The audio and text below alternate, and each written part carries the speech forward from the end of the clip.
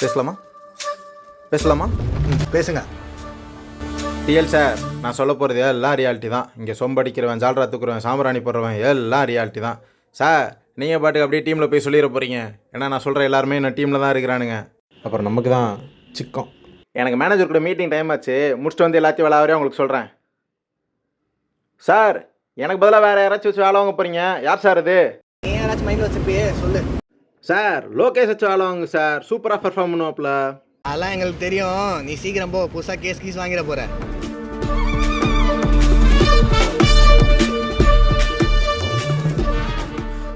வணக்கம்மா. நீ தான் ஹெச்ஆர் கிட்ட என்னை பற்றி கம்ப்ளைண்ட் பண்ணதா கேள்விப்பட்டேன். நோட்டீஸ் பீரியட் 3 மாதம் இருக்குது. சீக்கிரமாக இமீடியட் ரிலீவ் கொடுங்கன்னு தாம்மா கேட்டேன். நீ கம்ப்ளைண்ட் பண்ணதை 10 பேர் பார்த்ததா சொல்கிறாங்களே. பக்கத்து கம்பெனியில் நல்ல பேக்கேஜ் கிடச்சிருக்குன்ற கானில் எல்லாருமே உங்கள்கிட்ட பொய்யா சொல்லி வச்சுருக்கிறானுங்கம்மா. அதெல்லாமே 100% புட்டப்புங்கம்மா.